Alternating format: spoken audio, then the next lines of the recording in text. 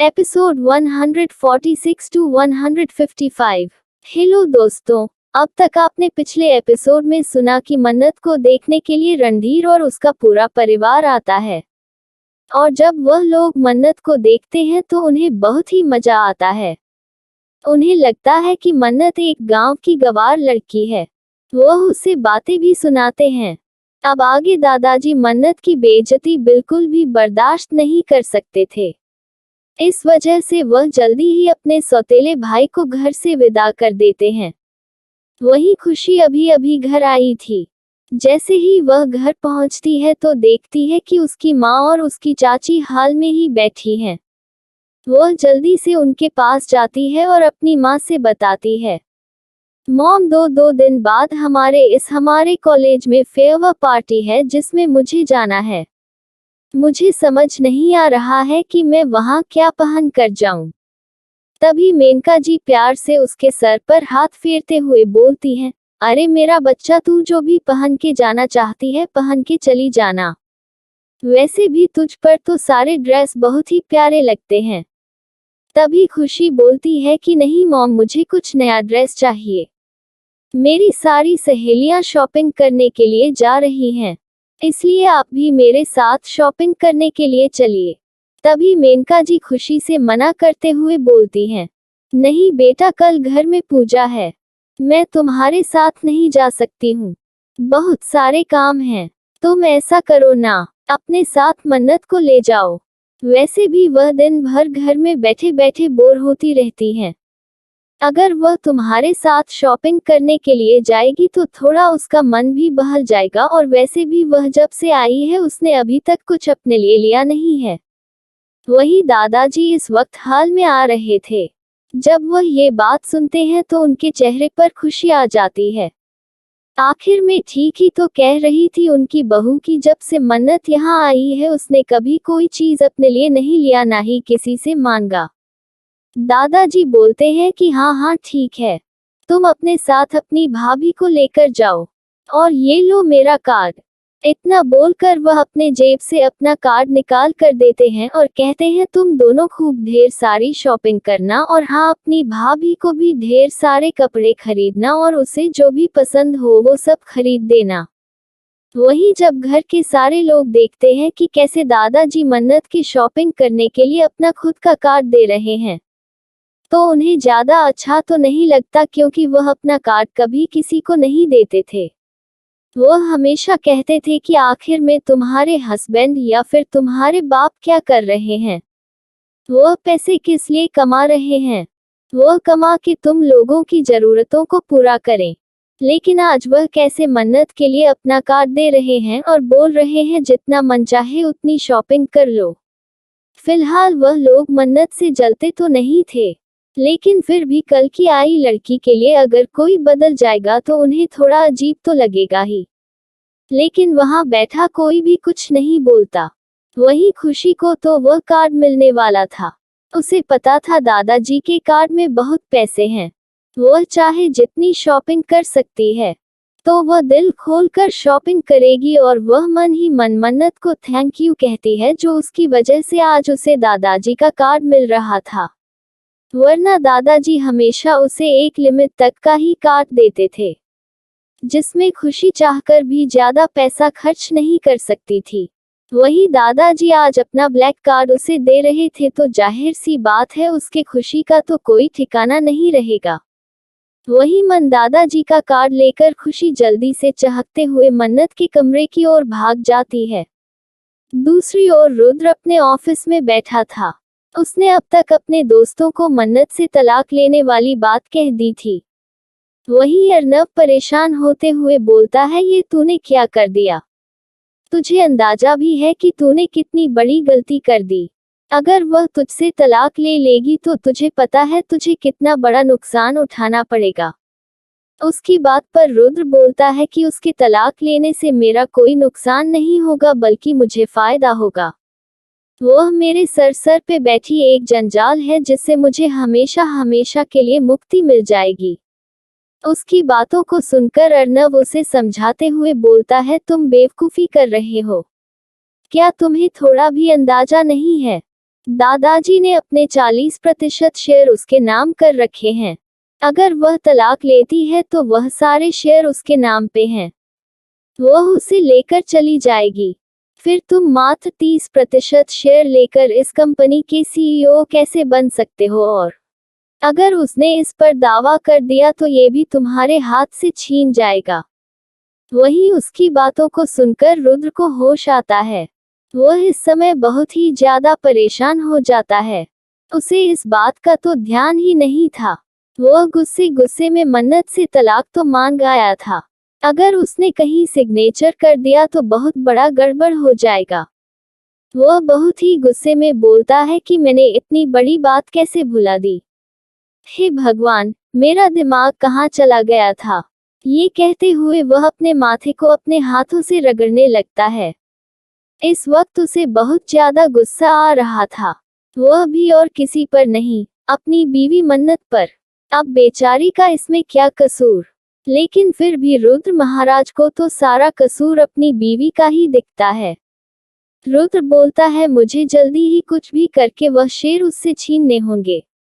वैसे तो वह आसानी से देने वाली नहीं है, फिर भी मुझे कुछ ना कुछ करके अपने शेयर उससे लेने ही होंगे। उसके लिए चाहे मुझे उसे कितना भी मजबूर करना पड़े, चाहे जो करना पड़े, लेकिन मैं उस घटिया लड़की को अपने शेयर लेकर नहीं जाने दूंगा। उस 2 टके की लड़की की औकात नहीं है कि वह मेरी मेहनत का 1 भी रुपए ले जाए। ये कहते वक्त उसका चेहरा गुस्से से लाल हो गया था।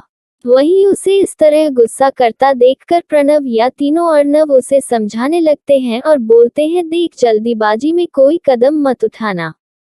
ऐसा ना हो कि कल पछताने के लिए तेरे पास वक्त भी ना रह जाए। जो भी करना बहुत सोच समझ करना। आखिर में अब वह तेरी वाइफ है। वहीं उसके वाइफ वाले शब्द को सुनकर रुद्र का खून खोल उठता है। वह गुस्से से उसकी ओर देखने लगता है तो उसे शांत कराते हुए अर्णव बोलता है, देख, तू माने या ना माने, तेरे मानने से कोई फर्क नहीं पड़ता। लेकिन अब हकीकत यही है कि तेरी उससे शादी हो चुकी है। अगर उसे किसी तरह का नुकसान होगा तो सारा इल्जाम तुझ पर लगेगा और मुझे पूरा यकीन है तब दादाजी तुझे छोड़ेंगे नहीं। भले ही वह तुझसे बहुत ज्यादा प्यार करते हो, लेकिन जिस तरह से हमें पता चला है वह तेरी वाइफ को भी बहुत ज्यादा मानते हैं। तो मुझे नहीं लगता है कि तू उसके साथ किसी तरह की जोर जबरदस्ती कर सकता है। मेरी मान तो प्यार से यह काम कर ले, क्योंकि प्यार में बड़ी शक्ति है। वह सब कुछ करवा सकता है। उसकी बातों को सुनकर रुद्र उसके ओर बहुत ज्यादा गुस्से से देखने लगता है। उसका मन कर रहा था अभी अर्णव का मुंह तोड़ दे। वह भला उस घटिया लड़की के साथ प्यार में कैसे पड़ सकता है? वह तो उसे देखना भी पसंद नहीं करता है। वहीं जहां ये लोग उससे शेर छीनने के लिए प्लान बना रहे थे, वहीं दूसरी ओर मन्नत के लिए कुछ और लोग भी एक बहुत ही खतरनाक प्लान बना रहे थे। ये और कोई नहीं बल्कि रणधीर सिंघानिया था, जो मन्नत को किडनैप कर रुद्र को सबक सिखाना चाहता था। उसने सोच लिया था कि वह अगर मन्नत को किडनैप करवा लेगा तो वह आसानी से रुद्र को अपने इशारे पर नचाएगा और फिर वह उससे अपने मर्जी का काम करवा सकेगा। उसे दूर दूर तक नहीं अंदाजा था कि वह क्या करने वाला है। उसने एक अच्छा प्लान बना लिया था और वैसे भी वह इस समय बहुत ही ज्यादा गुस्से में था, क्योंकि उसे रुद्र की वजह से इतना ज्यादा नुकसान जो उठाना पड़ा था। यहाँ तक कि उसे अपने कंपनी के शेयर भी बेचने पड़ गए थे, क्योंकि जिन गुंडों को उसने हायर किया था उन्हें बुलाना इतना आसान नहीं था। और जब यहाँ उनके साथ यह सब हो गया तो उन लोगों ने उसकी दुगनी कीमत इससे वसूली थी और जिनकी जान गई उसका हर्जाना भी इसे भरना पड़ा। हालांकि यह कोई पुलिस केस नहीं बना, क्योंकि जब भी ये लोग आपस में लड़ते हैं तो इस बात का पहले से ही ध्यान रखते हैं कि ये दुनिया की नजरों में ना आए और किसी तरह का पुलिस केस ना बने और बखेड़ा ना खड़ा हो, चाहे इसमें इनके कितने भी लोग मारे जाएं। इसके लिए यह एक मोटी रकम पुलिस वालों को भेजते थे। अब इन सब चक्करों में रणधीर का बहुत सारा पैसा खत्म हो चुका था, जिस वजह से वह अपने आपे से बाहर चला गया था और इसी वजह से वह जल्द से जल्द रुद्र की बीवी को किडनैप करना चाहता था। उसे पता था कि अगर वह किसी और को किडनैप करेगा तो ये बात पूरे परिवार पर आ जाएगी, लेकिन अगर वह उस लड़की को किडनैप करेगा तो उसका जिम्मेदारी अकेले रुद्र को लेना पड़ेगा, जिस वजह से उसने मन्नत को निशाना बनाया। लेकिन वह इतना ज्यादा बेवकूफ है कि वह खुद अपनी मौत को दावत दे रहा था। उसे नहीं पता था कि मन्नत तो खुद इसी वक्त का इंतजार कर रही है कि कब वह सामने से उस पर अटैक करे और वह उसका काम खत्म कर अपने बंधन से मुक्त हो जाए। वहीं रणधीर के कहने पर अवधेश ने उसके पीछे कुछ जासूस लगा दिए थे जो 24 घंटे उसके घर पर नजर रखे हुए थे। जब कभी मन्नत घर से बाहर निकलेगी तभी वह लोग अपने प्लान को अंजाम देंगे। इतने दिनों से वह लोग यही देख रहे थे कि मन्नत कभी घर से बाहर नहीं निकलती थी, क्योंकि वह जब कभी बाहर निकलती थी तो छुपकर अपना भेष बदल कर निकलती थी, जो रात के समय होता था, जिस वजह से उसे पकड़ पाना इतना आसान नहीं था और सुबह वह कभी कभी जाती ही नहीं थी, जिस वजह से वह लोग काफी ज्यादा परेशान हो चुके थे। लेकिन फिर भी वह बस एक मौके की तलाश में थे। वहीं खुशी मन्नत को किसी तरह राजी करके अपने साथ शहर के सबसे बड़े मॉल में लेकर जाती है और वह अपने लिए कपड़े पसंद करने लगती है। वैसे भी मन्नत को खुशी से कोई प्रॉब्लम नहीं थी। खुशी बिल्कुल अपने नाम की तरह हमेशा खुश रहती थी। वह कभी मन्नत को नीचे नजरों से नहीं देखती थी और ना ही उसके साथ किसी तरह का मिसबिहेव करती थी। इस वजह से मन्नत के लिए वह छोटी बच्ची के समान थी और मन्नत भी उसकी बातों को मना नहीं कर पाती थी, जिस वजह से वह उसके साथ आ जाती है। वहीं खुशी अपने लिए ड्रेस सेलेक्ट कर रही थी, लेकिन उसे कोई ड्रेस पसंद नहीं आ रहा था। तभी अचानक से खुशी के हाथों से एक ड्रेस खींच जाती है, जिस वजह से उसका शो डायमंड टूटकर गिर जाता है। वही खुशी बिल्कुल सिंपल और सादा रहती थी और खुशी के बारे में ज्यादा कोई नहीं जानता था। इस वजह से किसी को नहीं पता था कि यह सिंघानिया फैमिली से आती है। ये सब उसकी सुरक्षा के लिए किया गया था, क्योंकि अभी वह कॉलेज जाती थी और उन लोगों के दुश्मन बहुत सारे थे जो सबसे पहले उनकी बेटी को ही टारगेट करना चाहेंगे, जिस वजह से उसे दुनिया के सामने इंट्रोड्यूस नहीं किया गया था। जैसे ही उसके हाथों से वह ड्रेस खराब होती है, एक सल्सगर्ल आकर उस पर गुस्सा करने लगती है। उसे बिल्कुल पसंद नहीं था कि बस यूं ही लोग आते थे और देखकर चले जाते थे और कोई खरीदता नहीं था। वैसे भी खुशी ने इस वक्त जो ड्रेस अपने हाथों में ले रखी थी वह काफी महंगी थी, और जब भी कोई महंगी ड्रेस या लोग बेचती थी तो उन्हें उसमें से कुछ % कमीशन मिलता था, और जब लोग उसे देखकर चले जाते थे तो इन्हें कमीशन नहीं मिल पाता था, जिस वजह से ये थोड़ी चिड़चिड़े हो जाते थे। वैसे भी पैसा कमाना कौन नहीं चाहता है, और जब उन्हें अधिक मिले तो यह उनके लिए और अच्छा था। इसी वजह से वह सल्सगर्ल खुशी को डांटने लगती है और बोलती है कि जब तुम लोगों को कुछ लेना नहीं होता है तो मुंह उठाकर इतने बड़े मॉल में क्यों चले आते हो? कहीं सड़क पर क्यों नहीं खरीद लेते हो? सड़क पे बहुत सी दुकानें लगी हुई हैं, तुम लोग वहां जाया करो। इस तरह से महंगी ड्रेसों को खराब करने का तुम्हें किसने हक दिया? अब चलो, जब तुमने इसे खराब कर दिया है तो इसका पेमेंट भी करो। वही खुशी बोलती है कि नहीं, यह मैंने नहीं खराब किया है, क्योंकि सच में खुशी ने उसे नहीं खराब किया था। ये तो पहले से ही किसी सल्सगर्ल के हाथ से खराब हुआ था, जिसने उसे उसी तरह अटैच करके रख दिया था। और जब खुशी ने उसे अपने हाथ में लिया तो वह उससे टूट गया और नीचे गिर गया, जो सभी की नजरों में आ गया। इस वक्त मन्नत अपने फोन पर किसी से बात कर रही थी, जिस वजह से उसकी नज़र खुशी पर नहीं जाती है। उसके लिए तो खुशी अभी अपने ड्रेस सेलेक्ट कर रही थी। तभी उस सल्सगर्ल की आवाज़ सुनकर वहां बहुत सारी और स्टाफ मेंबर आ जाते हैं, जो खुशी को ऊपर से नीचे तक देखने लगते हैं। वही जिस लड़की से यह ड्रेस खराब हुआ था, उसे एक अच्छा बकरा मिल गया था फंसाने के लिए। वह भी खुशी पर इल्जाम लगाने लगती है और उसे डांटना शुरू कर देती है।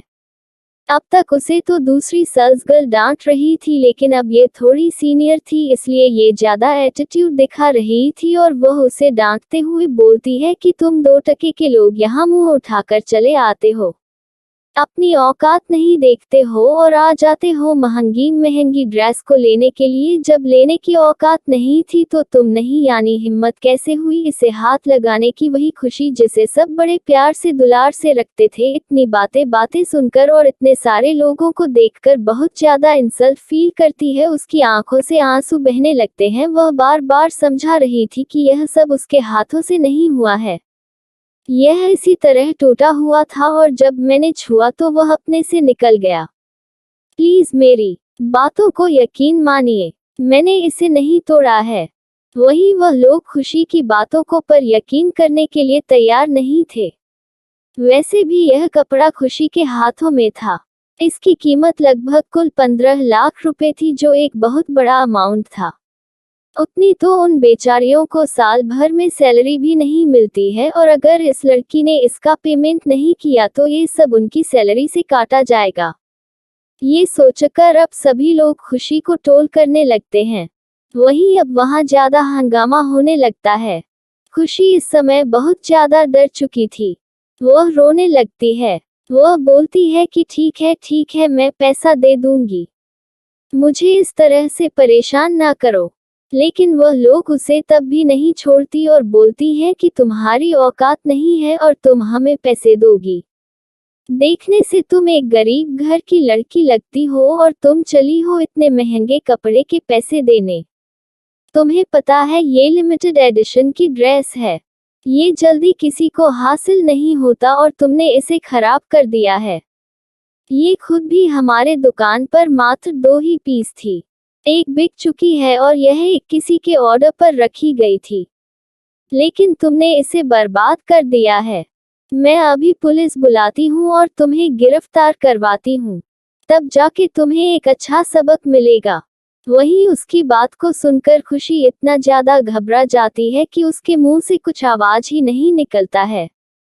वह सोच भी नहीं सकती थी अगर पुलिस उसे गिरफ्तार करके ले गई तो उसकी और उसके फैमिली की कितनी बेइज्जती होगी।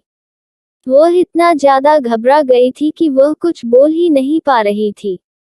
वहीं वहां शोरगुल सुनकर मन्नत का ध्यान उस ओर जाता है। तो पहले तो मन्नत इग्नोर कर देती है, लेकिन बार बार वहां किसी लड़की को डांटने की आवाज उसके कानों में पड़ रही थी। तो एक पल के लिए उसे लगता है कि कहीं खुशी तो मुसीबत में नहीं है, उसे चलकर देखना चाहिए। ये कहते हुए वह अभी जिससे बात कर रही थी उसे कहती है कि मिस्टर रंधावा, मैं अभी बाद में तुम्हारे बातों पर विचार करके बताती हूँ, अभी मैं थोड़ा बिजी हूँ इसलिए बाद में बात करेंगे। इतना बोलकर वह फोन कट कर देती है। वह इस वक्त जिससे बात कर रही थी वह इसी माहौल का मालिक था और वह इस वक्त मन्नत से अपने किसी प्रोजेक्ट के लिए बात कर रहा था, जिसके लिए उसे एक बड़ा अमाउंट चाहिए था, जो उसे सिर्फ मन्नत दे सकती थी। और वैसे भी उसने इस माल के भी 80% शेयर खरीद रखे थे। उनकी सारी फाइनेंशियल प्रॉब्लम मन्नत ही सॉल्व करती थी, क्योंकि वह उसके बहुत ही पुराने बिजनेस पार्टनर थे, जिस वजह से रंधावा खुशी से बात कर रहे थे और अपनी प्रॉब्लम को उसके सामने रख रहे थे। वैसे तो मन्नत का बिल्कुल भी ऐसे लोगों से खुद डील करने का मन नहीं था, लेकिन जब वह यहाँ मॉल में आई तो मॉल को देखकर उसे याद आया कि काफी वक्त से रंधावा उसे मीटिंग करने के लिए कह रहा है। अब जब यहाँ वह खाली है तो क्यों ना वह उससे बात ही कर ले। यही सोचकर वह उससे बात करने लगती है। वहीं मन्नत फोन रख के वहां जाती है तो वह भीड़ को थोड़ा साइड करते हुए अंदर जाती है। तो जैसे ही वह अंदर जाती है तो देखती है एक सेल्स गर्ल खुशी पर हाथ उठाने वाली थी। ये देखकर उसकी बाहें सिकुड़ जाती है और वह अपनी आंखें छोटी कर उस सेल्स गर्ल को घूरने लगती है। उसे इस वक्त इतना ज्यादा गुस्सा आता है कि वह उस सेल्स गर्ल की जान निकाल ले। आखिर में ऐसी कौन सी बात थी जिस वजह से इस लड़की को खुशी पर हाथ उठाना पड़ा, और वैसे भी खुशी इस वक्त उसके साथ आई है तो वह उसकी गारंटी पर आई है। अगर उसे कुछ हो जाता है तो वह घर में क्या जवाब देगी। वह बिल्कुल भी यह बर्दाश्त नहीं कर सकती थी। इसीलिए वह भी खुशी पे हाथ उठा ही पाती कि उसने तुरंत ही तेजी से आगे बढ़कर उस लड़की का हाथ पकड़ लिया। वही खुशी डर से अपने आंखों को बंद कर लेती है। यह उसके लिए बहुत ही भयानक सीन था। आज तक कभी जिंदगी में उसे किसी ने तेज आवाज में डांटा भी नहीं था और ये लड़की उस पर हाथ उठाने वाली थी। ये देखकर वह पूरी तरह से कांप गई थी।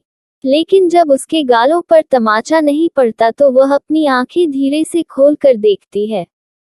इस वक्त वह डर से कांप रही थी तो देखती है मन्नत उसके सामने उस लड़की का हाथ पकड़े गुस्से से उसे घूर रही थी। वही जैसे ही खुशी मन्नत को देखती है तो वह जल्दी से उसके पीछे जाकर छिप जाती है और फफ कर रोने लगती है। उसे इस तरह रोता देखकर मन्नत को अच्छा नहीं लगता है।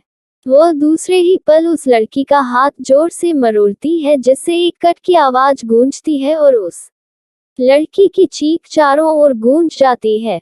ये सीन देखकर वहां खड़े सभी लोग थोड़ा दूर हो जाते हैं। वही वह लड़की दर्द से जोर जोर से चिल्लाने लगती है। खुशी जो उसके पीछे छिपकर रो रही थी, वह भी जल्दी से उसके बगल से अपना सर निकाल कर देखती है तो वह उस लड़की को जमीन पर तड़पता हुआ देखकर हैरान रह जाती है। इस वक्त वह लड़की अपना हाथ पकड़कर बहुत ही जोर जोर से रो रही थी क्योंकि मन्नत ने उसके हाथों को बहुत ही बुरी तरह से तोड़ दिया था। वही सारी सल्स यह नजारा देखकर पहले तो जम जाती हैं, फिर गुस्से से वह लोग मन्नत को चिल्लाने लगती हैं।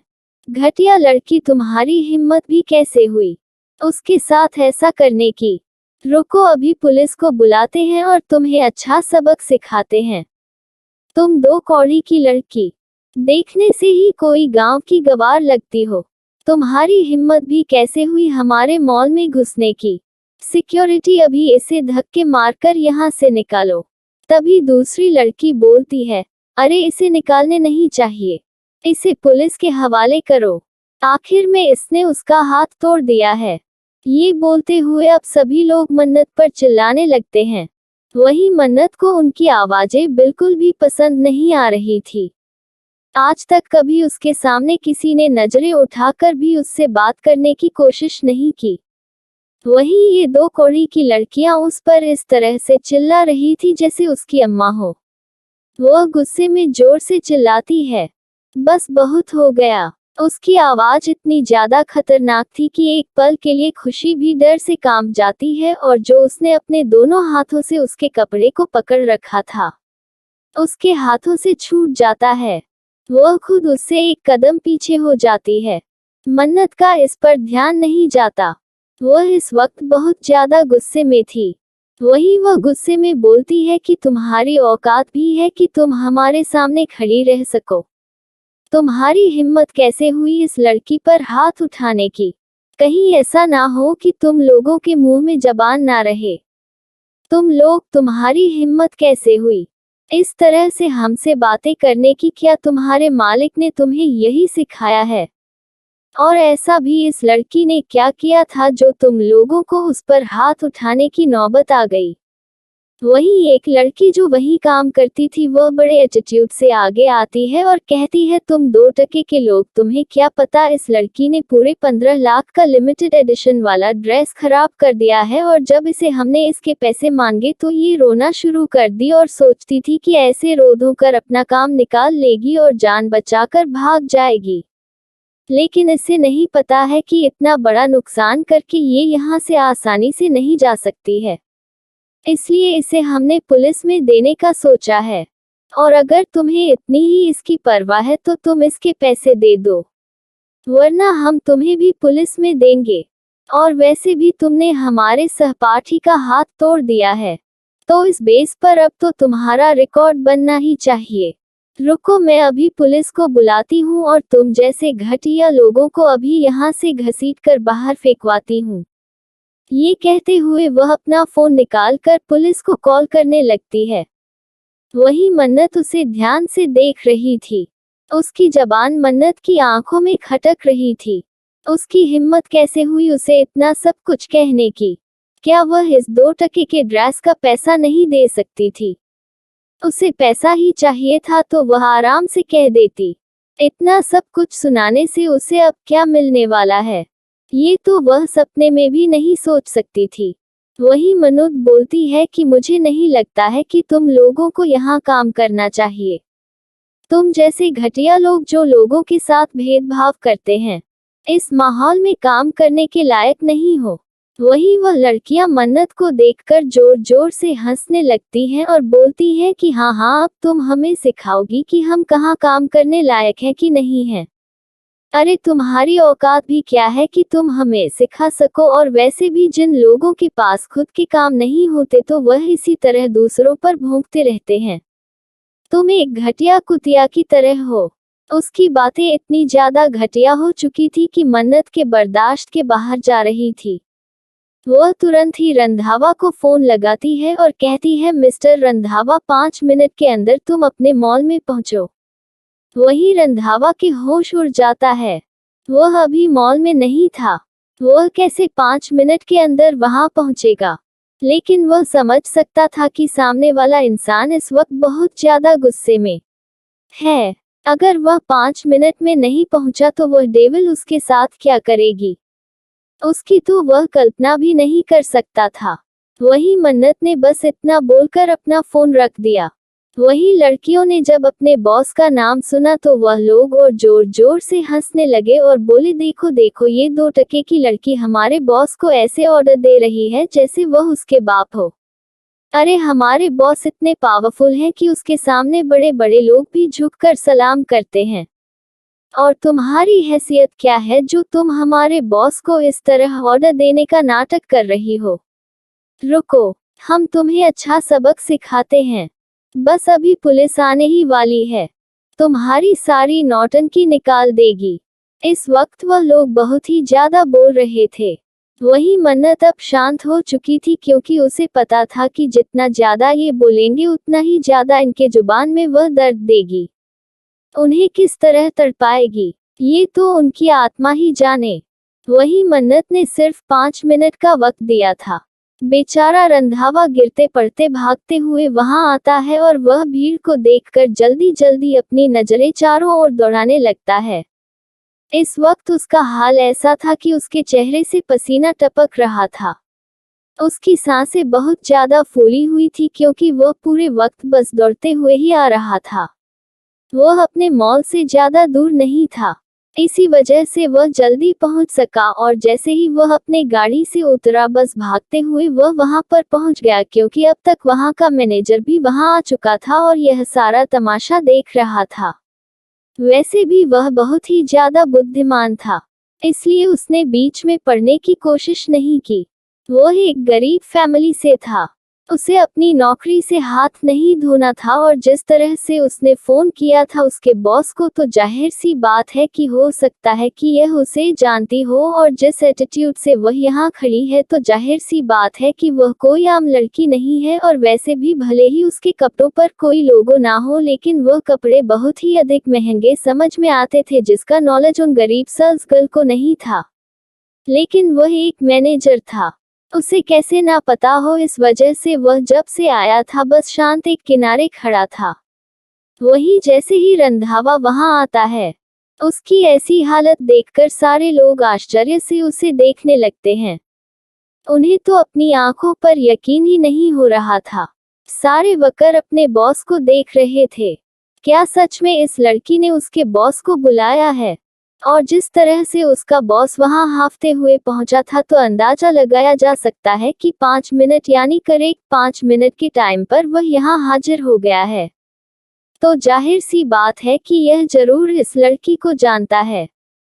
पर ये लड़की है कौन? अब सभी लोग आश्चर्य से मन्नत की ओर देखने लगते हैं। वही खुशी भी देख रही थी। तभी रंधावा की नजर मन्नत पर पड़ता है। वह उसके उस डरावने शक्ल को देखकर पूरी तरह से हिल जाता है। अब इस डेविल को किसने गुस्सा दिला दिया? हे भगवान, यानी मेरा ही जनाजा निकालना है। ये सोचते हुए वह घबराते हुए मन्नत के सामने जाता है और झुककर उसे ग्रीट करता है। वही उसे इस तरह झुकते हुए देखकर अब तो सबके आश्चर्य का ठिकाना नहीं था। वही जितनी सेल्स गर्ल वहां खड़ी थी, जिन लोगों ने अभी तक खुशी और मन्नत को परेशान किया था, उनके तो डर के मारे पसीने छूटने लगते हैं। उन्हें समझ में आ चुका था कि जो लड़की उसके बॉस को इस तरह भगाते हुए यहाँ तक ला सकती है, वह कोई आम लड़की नहीं हो सकती है। अब उन्हें खुद के बोले हुए शब्दों पर पछतावा होने लगा था और अब उन्हें मन्नत से डर लगने लगा था। वही मन्नत ध्यान से रंधावा को देखती है और फिर एक फीकी सी मुस्कान देती है। रंधावा जो उससे अच्छी तरह से वाकिफ था, वह उसकी उस मुस्कुराहट को देखकर अंदर से कांप जाता है, क्योंकि उसे अच्छे से पता था जब मन्नत इस तरह से मुस्कुराती है तो यानी जरूर किसी की जान जाना जाने वाली है। वह खुद में सोचने लगता है, कहीं यह पागल मेरी ही तो जान नहीं लेने वाली है। अब मैंने ऐसा क्या कर दिया, कहीं मेरे लोगों ने इसे परेशान तो नहीं किया। ये सोचकर ही वह बहुत ही डर से उसकी ओर देखने लगता है। वही मन्नत बोलती है कि रंधावा, मुझे लगता है कि तुम बूढ़े हो गए हो, अब तुम्हें काम करने की जरूरत नहीं है, तो क्यों ना तुम्हें छुट्टी दे दी जाए। वही उसके ऐसे शब्द सुनकर रंधावा के ऋण तक में ठंडक दौड़ जाती है। उसके छुट्टी देने का मतलब था उसे परमानेंट ऊपर का टिकट काटने का। ये चीज रंधावा को अच्छे से पता था। आखिर में वह इतने वक्त से उसके साथ काम कर रहा है, तो वह उसके शब्दों को कैसे नहीं पहचानेगा। वह डरते हुए बोलता है, अरे मैडम, ऐसी मैंने क्या गलती कर दी है? मैंने तो कभी भी आपको किसी तरह से नुकसान पहुंचाने की कोशिश नहीं की है, फिर आप मुझे छुट्टी क्यों देना चाहती हैं? वही उसकी बातों को सुनकर मन्नत मुस्कुराते हुए बोलती है, तुमने नहीं नुकसान पहुंचाया तो क्या हुआ, पर तुम्हारे यह वक्र बहुत ही ढीठ हैं। देखो ना, यह मुझे कितनी गंदी गंदी गालियां दे रहे थे। ऐसा बोलते हुए वह एक छोटी बच्ची की तरह लग रही थी। वही उसकी बातों को सुनकर बेचारे रंधावा के शरीर से पसीना छूटने लगता है। वह बहुत ही गुस्से से अपने सारे वक्र की ओर घूर कर देखता है। उसका मन कर रहा था कि वह इसी वक्त इन लोगों की जान निकाल ले। अरे नीच घटिया इंसानों, अगर तुम लोगों को किसी से पंगा लेना था तो क्या पूरी दुनिया में यही लड़की बची थी? क्या तुम लोग मेरी जान लेकर ही मानोगे? इस समय उसके मन में यही चल रहा था और वह अपनी आंखें बड़ी करके उन लोगों को ऐसे घूर रहा था कि मानो अगर उसका बस चले तो वह इसी वक्त अपनी आंखों से जलाकर उन लोगों को राख कर डाले। वह गुस्से में बोलता है, जिसने मैडम को परेशान किया है, तुरंत जाकर उनके पैरों पर गिरकर माफी मांगे। इतना बोलकर वह उन्हें बहुत ही ज्यादा गुस्से से घूरने लगता है। उन लोगों को अच्छे से पता था उसका बॉस कितना खतरनाक है। वह बहुत ही बुरी तरह से सजा देता है, लेकिन आज उनका बॉस किसी भीगी बिल्ली की तरह एक लड़की के सामने ऐसे खड़ा है, मानो जैसे कि वह उसका भगवान हो। उन्हें समझ में नहीं आ रहा था, लेकिन उसे अपने बॉस की हालत देखकर इतना तो अंदाजा लग गया था कि उसके सामने खड़ी लड़की कोई आम लड़की नहीं हो सकती है। वही खुशी तो अपनी आंखें फाड़े सब कुछ देख रही थी। उसे भी इस मॉल के बारे में बहुत कुछ पता था और वह भी जानती थी कि रंधावा कितना खतरनाक इंसान है जिससे बहुत से लोग डरते हैं। उसका भी बिजनेस में एक अपना नाम है, उसकी पहुंच बहुत दूर दूर तक है, पर वह इस तरह से कैसे उसकी भाभी के सामने गिड़गिड़ा रहा था। ये देखकर उसे इतना ज्यादा अच्छा लग रहा था कि वह तो हवा में ही उड़ रही थी। आखिर में उसकी भाभी कौन है जिसके आगे इतना बड़ा शख्स भीगी बिल्ली बन गया है? ये सोचते हुए वह बहुत ही गर्व के साथ मन्नत की ओर देख रही थी। वही वह सारे वक्र जल्दी जल्दी जाकर मन्नत के सामने अपने घुटनों पर बैठ जाते हैं और उसे माफ करने के लिए रिक्वेस्ट करने लगते हैं। लेकिन मन्नत उन्हें एक फीकी सी मुस्कान देती है और बोलती है कि मेरी डिक्शनरी में किसी को माफ करना नहीं लिखा है। इतना बोलकर वह खुशी को लेकर अपने साथ जाने लगती है। फिर वह पीछे मुड़कर बोलती है कि जो भी लिमिटेड एडिशन के ड्रेस हैं मेरे भेजे पते पर सेंड कर देना, जो कि खुशी को दिखाते हुए इस बच्ची के ऊपर परफेक्ट लगे, और याद रखना अगर वह इस पर खराब लगा तो फिर तुम सोच लेना कि मैं तुम्हारा क्या करूंगी। वही रंधावा जब ये सुनता है तो वह जल्दी से अपना सर हाँ में हिलाने लगता है। इस समय वह बिल्कुल छोटे बच्चे की तरह व्यवहार कर रहा था। वही वह लड़कियां जो जमीन पर अपने घुटनों के बल बैठी थी, वह उसे इस तरह से जाता हुआ देखकर सोचने लगती हैं कि बेकार में उसके बॉस उससे ऐसे डर रहे हैं। वह कोई ऐसी ही लड़की होगी। देखो, उसने भले ही उसके बॉस को डरा दिया पर उनके साथ कुछ करने की हिम्मत नहीं की, क्योंकि वह लोग इतने सारे लोग हैं, अगर वह कुछ करेगी तो उसकी काफी बदनामी होगी। वैसे भी यहाँ काफी भीड़ है तो वह कुछ नहीं कर सकती है। वह सोचे सब सोचकर वह लोग रिलैक्स होने लगते हैं और आराम से अपने जगह से उठकर खड़े हो जाते हैं। वही वह अब अपने बॉस की ओर देखने लगते हैं। वही उन लोगों को इस तरह देखते हुए देखकर रंधावा गुस्से में बोलता है, मेरी तरफ क्यों देख रहे हो?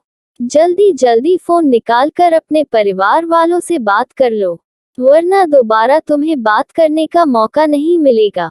वही रंधावा की बातें उसके बिल्कुल भी उन लोगों की समझ में नहीं आते। आखिर में वह क्यों अपने परिवार वालों से जल्दी जल्दी बात करे और क्यों दोबारा उन्हें मौका नहीं मिलेगा? वह लड़की तो जा चुकी ना, अब उन बेचारों को क्या पता था कि उनके साथ क्या होने वाला है। वही रमधामा तो अच्छे से जानता था कि जब उसने कहा है कि उसके डिक्शनरी में माफी नाम के शब्द नहीं है तो फिर इनके साथ क्या होगा, इसलिए वह तो उन्हें आगाह कर रहा था। वही उन्हें इस तरह खड़ा हुआ देखकर रंधावा बोलता है कि मुझे लगता है तुम्हें अपने बच्चों से और अपने परिवार वालों से प्यार नहीं है, इसीलिए तो तुम मेरी बातों को हल्के में ले रहे हो। तो मेरी बला से जाओ, लेकिन आज तुम उन लोगों की वजह से अगर मुझे कुछ हुआ होता तो याद रखते मैं तुम्हें जिंदा गाड़ देता। इतना बोलकर वह वहां से गुस्से में चला जाता है। उसके जाने के तुरंत ही बाद वहां बहुत सारे गार्ड आते हैं, जो इस समय पूरे ऊपर से नीचे तक काले कपड़े में थे। वह देखने में बहुत ही बड़े, लंबे चौड़े और डरावने थे, जिसे देखकर एक पल के लिए तो सभी लोग डर जाते हैं, लेकिन दूसरे ही पल वह गार्ड सभी को पकड़कर घसीटते हुए अपने साथ ले जाते हैं। अब जाकर उन्हें समझ में आता है कि उसका बॉस क्या कह रहा था, यानी हमें माफी नहीं मिली थी और यह सब हमारा भ्रम था। वह बार बार उन गार्ड्स के आगे गिड़गिड़ाने लगते हैं, पर वह गार्ड तो जैसे पूरी तरह से गूंगे बहरे थे। वह उन्हें रोता और गिड़ाता देखकर भी कोई प्रतिक्रिया नहीं दे रहे थे। वह बिल्कुल रोबोट की तरह थे। वह उन्हें अपनी गाड़ियों में भरकर वहां से चले जाते हैं। वही मन्नता खुशी अब तक मॉल से बाहर आ गई थी। खुशी बहुत ही चाहते हुए बोलती है, अरे भाभी, आप तो बहुत कमाल की हैं। आप हमेशा शांत रहती हैं, जिस वजह से मुझे लगा था कि आप बहुत ही ज्यादा सीधी साधी होंगी। लेकिन मेरे एक बात समझ में नहीं आई, इतने बड़े मॉल का मालिक जिससे सभी लोग डरते हैं, ये कैसे आपके सामने भीगी बिल्ली की तरह खड़ा था? क्या यह आपको जानता है? और यह आपको क्यों बॉस बोल रहा था? क्या आप इसकी बॉस हैं? क्या यह आपके लिए क्या काम करता है? क्या ये और क्या यह मॉल आपका है? वही उसकी इतनी सारी बातों को सुनकर मन्नत अपना सर पकड़ लेती है और उसे समझ में नहीं आता कि वह इस छोटी लड़की को क्या बताए और कौन सा बहाना दे। अगर इसने घर पे कह दिया तो उसकी पोल खुल जाएगी, इसलिए वह बोलती है कि अरे नहीं नहीं, ये तो मेरे दूर के अंकल हैं और इनके ऊपर मेरे पिता ने बहुत एहसान किया है, जिस वजह से आज यह इस मुकाम पर पहुंचे हैं। इसलिए यह मेरे पिता की और हम मेरी बहुत इज्जत करते हैं, और यही कारण है कि यह मेरी सारी बातें मानते हैं। और हाँ, एक बात देखो, ये हम दोनों का सीक्रेट है, इसलिए तुम मुझसे वादा करो कि तुम इस बात को घर में किसी से नहीं बताओगी। किसी से यानी किसी से नहीं, नहीं तो मैं तुमसे कभी बात नहीं करूंगी। उसकी बातों को सुनकर खुशी मान जाती है, क्योंकि अब जब वह जान गई थी कि सही कारण क्या है तो भला वह क्यों किसी से कुछ कहेगी। और वैसे भी उसे उसकी भाभी बहुत पसंद आई, जिसने उसे बुरे वक्त में छोड़ा नहीं। उसके दोस्तों की तरह और उसका साथ दिया, और आज जिस तरह से उसकी बेइज्जती हो रही थी और उसकी वजह से उसकी भाभी ने जिस तरह से उन लोगों को सबक सिखाया, ये सोचकर ही मन्नत के लिए उसके दिल में रिस्पेक्ट आ गई थी, तो भला वह उसकी बातों को क्यों नहीं मानेगी। वह जल्दी से मन्नत के हाथों को पकड़कर बोलती है, भाभी भाभी मैं सब कुछ समझ गई। आप जैसा बोलेंगी मैं बिल्कुल वैसा ही करूंगी और बिल्कुल भी आपके बारे में किसी को नहीं बताऊंगी। आप बहुत अच्छी हैं और थैंक यू जो आपने मेरी हेल्प की, वरना आज मुझे इतना ज़्यादा बुरा लग रहा था कि मुझे लग रहा था कि मैं कभी घर से बाहर ही ना निकलूं। ये लोग बहुत ही बुरे थे। ये लोग मुझे मारने ही वाले थे। अगर ये लोग मुझे मार देते तो मुझे बहुत ज़्यादा दर्द होता। उसकी बातों को सुनकर मन्नत को उस पर प्यार आता है। वह प्यार से उसके गाल में हाथ रखते हुए बोलती है, अरे बच्चे तुम्हें कोई नहीं मारेगा जब तक तुम्हारी भाभी तुम्हारे साथ है। कोई तुम्हारी तरफ आंख उठाकर भी नहीं देख सकता है। वहीं उसे इस तरह लाड करता देखकर खुशी जल्दी से उसके गले से लग जाती है और बोलती है, थैंक यू भाभी, थैंक यू। आप बहुत अच्छी हैं। आप बहुत अच्छी हैं। सच में बहुत बहुत अच्छी हैं। वही मन्नत उसकी खुशी को देख सकती थी। वह सच में बहुत ही भोली और मासूम थी और उसके आंखों में मन्नत को अपने लिए प्यार दिखाई देता था। भले ही पूरे घर में उसके साथ कोई कैसा व्यवहार करे, पर वह जब से आई थी, खुशी ने उसके साथ कभी कोई गलत व्यवहार नहीं किया था। वह उसे हमेशा प्यार से ही बुलाती थी और अच्छा व्यवहार करती थी। इस वजह से उसे मन्नत अपनी छोटी बहन की, मन्नत को खुशी अपनी छोटी बहन की तरह लगती थी। बस यही एक कारण था, जब आज वह लोग खुशी को परेशान कर रहे थे तो मन्नत से बर्दाश्त नहीं हुआ और उसने सबके सामने ये कर दिया। बिल्कुल भी उसका मन नहीं था कि वह अपनी आइडेंटिटी किसी के सामने रिवील करे, लेकिन आज वह ये नहीं करती तो शायद खुशी को ये बहुत ही तकलीफ देता। ये हादसा उसके मन में घर कर जाता और शायद ही वह जल्दी किसी पर विश्वास कर पाती। वहीं वह दोनों अब अपने घर पहुंच जाती हैं। जैसे ही वह घर जाती हैं तो दादाजी हाल में ही बैठे थे। वह देखते हैं कि वह लोग अपने साथ कुछ नहीं लेकर आई हैं, तो वह बोलते हैं कि अरे बच्चा, तुम लोग शॉपिंग करने नहीं गए थे क्या? तुम्हारे साथ कोई सामान क्यों नहीं है? तभी मन्नत को याद आता है कि सीट उसने तो कुछ लिया ही नहीं। वह दादाजी को क्या जवाब देगी, ये सोचते हुए वह बोलती है कि अरे नहीं दादाजी, हमने सामान लिया है पर कुछ ज्यादा ही ले लिया है, जिस वजह से हमने उसे घर डिलीवर करने के लिए कह दिया था। वहीं उन मन्नत की बातों को सुनकर दादाजी को खुशी मिलती है कि चलो भला इन लोगों ने कुछ तो लिया।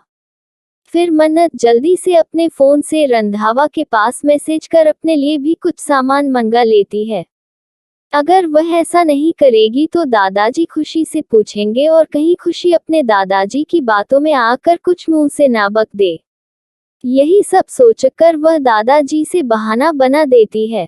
वही दादाजी उन लोगों को बोलते हैं कि ठीक है बच्चों, अब तुम लोग जाओ जल्दी से अपने रूम में और रेस्ट करो। तुम लोग शॉपिंग करके बहुत थक गए। उस दादाजी की बातों को सुनकर मन्नत और खुशी दोनों उन्हें हाँ बोलकर अपने अपने रूम की ओर चली जाती हैं। वहीं खुशी बहुत ज्यादा खुश थी। वह सोच रही थी कि क्यों ना भाभी को अपने साथ अपने कॉलेज ले जाया जाए। वहाँ बड़ा मजा आएगा और कॉलेज में उसे अक्सर उसकी सही आइडेंटिटी ना जानने की वजह से बच्चे उसे परेशान करते थे, तो अगर मन्नत उसके साथ रहेगी तो उसे कभी कोई परेशान नहीं कर पाएगा। यही सब सोचकर वह प्लान बनाने लगती है। वहीं उसके प्लान से बिल्कुल अनजान मन्नत अपने रूम में आकर फ्रेश होकर अपना काम करने लगती है। उसके पास बहुत सारा काम होता था जो वह रुद्र के आने से पहले ही खत्म कर लेती थी। नहीं तो कभी अगर रुद्र उसे इस तरह से देख गया तो वह उस पर डाउट करेगा, और वैसे भी उसे हमेशा पता होता था कि रुद्र कब घर आएगा और कब जाएगा। वैसे भी उसके लोग हमेशा घर के बाहर रहते थे। जब भी रुद्र की गाड़ी घर में एंटर करती थी, वह लोग उसे तुरंत इन्फॉर्म कर देते थे। जिससे मन्नत पहले ही सतर्क हो जाती थी और कोई गलती नहीं करती थी। वहीं रुद्र इस वक्त अपने पर्सनल वकील से, जो उसका ही एक दोस्त था, उससे बात कर रहा था और उससे पूछ रहा था कि वह कैसे अपने शेयर उससे ले। वही उनका वकील रुद्र को कई तरह के आइडिया बताता है जो रुद्र को पसंद नहीं आ रहा था। काफी देर से वह लोग बस इसी बात पर चर्चा कर रहे थे। अंत में थक हार कर सर उसका वकील, जिसका नाम अरुण था, वह गुस्से में आ जाता है और बोलता है कि अरे यार, जब इतना ही दिक्कत है तो तू डायरेक्ट जाकर उसी से कह दे। इस तरह के घटिया चाल चलने से क्या फर्क पड़ता है? अगर वह तेरे मांगने से नहीं देगी तो जान जाना कि वह एक घटिया और चालबाज लड़की है, और अगर तेरे कहने से वह तेरे शेर तुझे वापस कर देगी तो जान जाना कि वह एक बहुत अच्छी लड़की है और तुझे उसके साथ बुरा व्यवहार नहीं करना चाहिए। तू कब से इतना नीचे गिर गया है? तेरी हरकत तो बिल्कुल ही किसी गुंडे जैसे होती जा रही है। वहीं अरुण की बातों को सुनकर रुद्र को बहुत ज्यादा गुस्सा आता है। वह उसका काला पकड़कर उसे खींचते हुए बोलता है कि तूने क्या बोला? तेरी हिम्मत भी कैसे हुई मुझे गुंडा बोलने की? वहीं उसे इस तरह गुस्सा होते देखकर जल्दी से यतिन और प्रणव, जो अरुण के बगल बैठे थे, उसे जल्दी से रुद्र से दूर करते हैं। वहीं अर्नव रुद्र को पकड़कर दूर खींचता है और बोलता है, रुद्र, तुम पूरी तरह से पागल हो गए हो। आखिर में तुम उस पर क्यों गुस्सा कर रहे हो? वह ठीक ही तो बोल रहा है जिस तरह से तुम हरकत करने लगे हो। बिल्कुल भी तुम वह रुद्र सिंघानिया नहीं लगते हो। वहीं रुद्र गुस्से से अपने बालों को पकड़कर खींचता है और बोलता है, क्या करूं मैं, क्या करूं? ये लड़की मुझे पूरी तरह से पागल कर गई है। जब से यह मेरी जिंदगी में आई है मैं पूरी तरह से पागल हो गया हूं। हाँ, मैं अब रुद्र सिंघानिया नहीं रह गया हूं, क्योंकि उसने मुझे पागल कर दिया है। मैं उसे किसी भी तरह से अपनी जिंदगी से बाहर फेंकना चाहता हूँ। वहीं उसकी बातों को सुनकर अरुण हंसते हुए बोलता है, अरे यार, मैंने सुना है कि लोग नफरत करते करते प्यार कर बैठते हैं, और जब वह तुझसे बोलती भी नहीं है, वह तुझे किसी तरह से परेशान नहीं करती है। उल्टा तू उसे हमेशा परेशान करता है, फिर भी वह एक शब्द नहीं बोलती है। तो मैं चैलेंज के साथ कह सकता हूँ कि वह एक बहुत ही सीधी साधी और प्यारी सी लड़की है, जो सिर्फ तेरे प्यार के लिए यहाँ तेरा हर जुल्म बर्दाश्त कर रही है।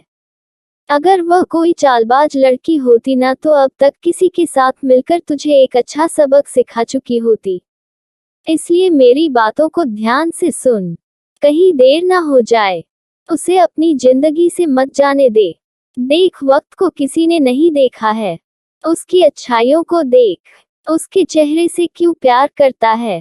तू उसके दिल के अंदर झांक कर देख, वह एक बहुत ही अच्छी पत्नी साबित होगी। आजकल की मेकअप से पुती जो 10 किलो मेकअप लगाकर घूमती हैं और जिनके अंदर घमंड भरप के पड़ा होता है, जो सिर्फ पैसों के पीछे भागती हैं, उन सब से तो अच्छी ही है भाभी जी। वहीं उसकी बातों को सुनकर रुद्र गुस्से से उसकी ओर देखते हुए कहता है कि अगर वह दुनिया में अंतिम लड़की भी होगी तो भी मैं उसे कभी प्यार नहीं कर सकता हूँ। वहीं उसकी बातों को सुनकर अरुण बोलता है, देख लेना, जिस तरह से तुम ये बोल रहे हो ना, मैं भी भगवान से प्रार्थना करूंगा कि तुझे उससे इस कदर प्यार हो जाए कि दुनिया में तुझे उसके सिवा कभी कोई ना दिखे, और उस वक्त वह तेरे पास ना हो, तब तुझे उसके प्यार का एहसास होगा और तब तुझे उसकी तकलीफें समझ में आएंगी। जो दर्द तू उसे दे रहा है ना, एक दिन देख लेना, तू उन दर्द को देने की वजह से खुद इतना रोएगा और पछताएगा जिसका अंदाजा तुझे खुद भी नहीं होगा। उसकी बातों को सुनकर रुद्र बहुत ही घमंड से बोलता है कि ऐसा दिन कभी नहीं आएगा। ऐसा दिन आने से पहले मैं मर जाना पसंद करूंगा। वहीं अरुण भी गुस्से में बोलता है कि तू सब कुछ बदल सकता है, पर नियति का खेल कभी नहीं बदल सकता है। और देख लेना, जो नियति ने तेरी किस्मत में लिखा है वह तो होकर ही रहेगा।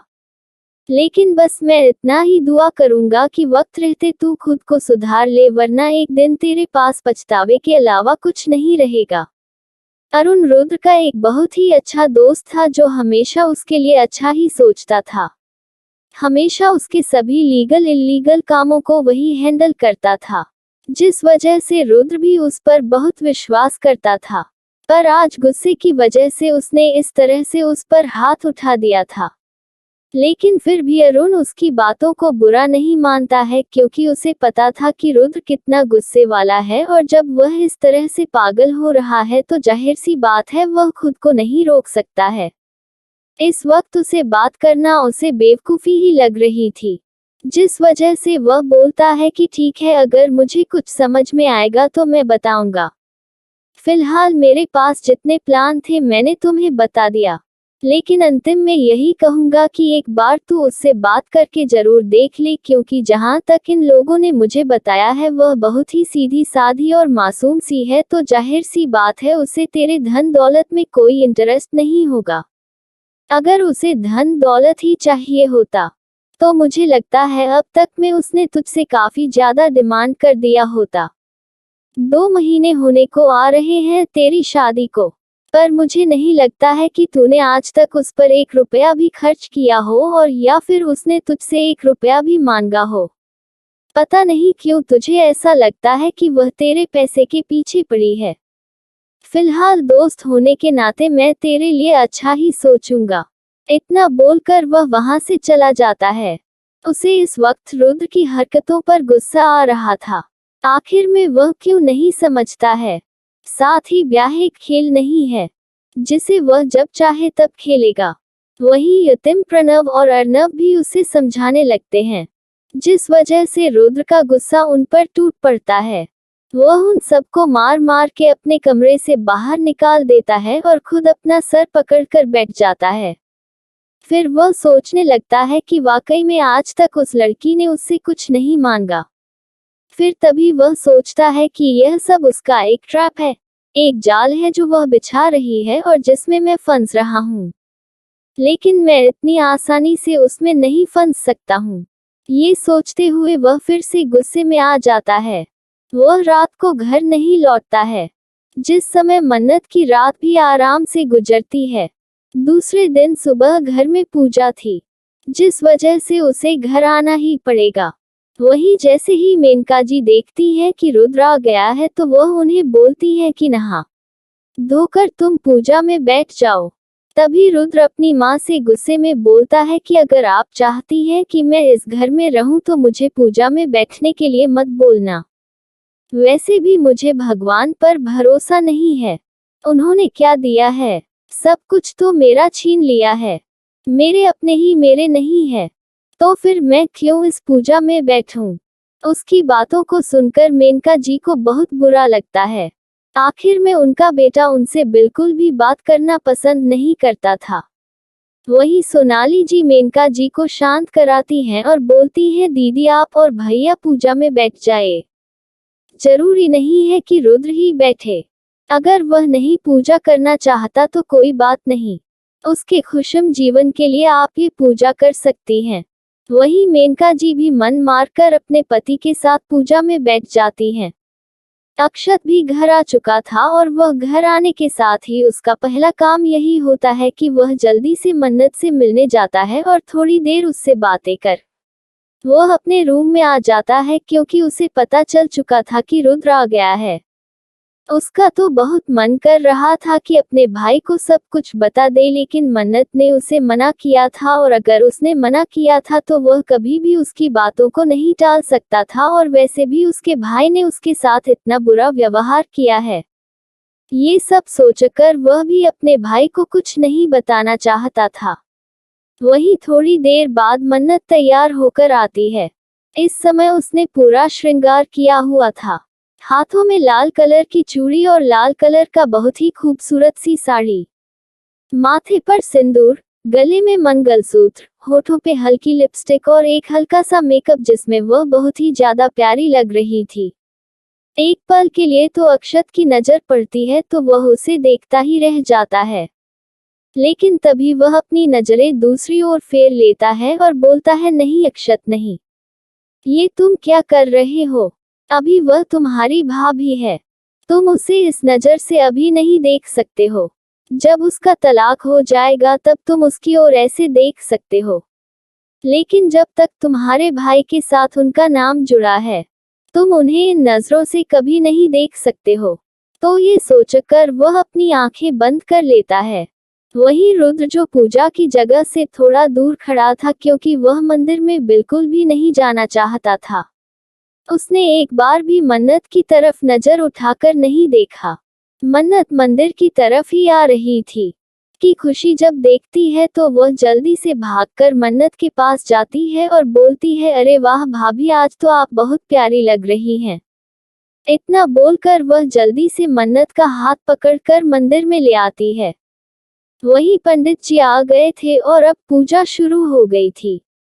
यहाँ सिर्फ उनका ही परिवार इस पूजा में बैठने वाला था, जिस वजह से बाहर के किसी भी लोगों को नहीं बुलाया गया था। एक तरफ दादाजी और दादी जी बैठे थे, दूसरी तरफ राजीव जी और मेनका जी जो पूजा कर रहे थे, तीसरी तरफ विजय और सोनाली बैठे थे। वहीं एक साइड में अक्षत और कार्तिक और कुश बैठे थे।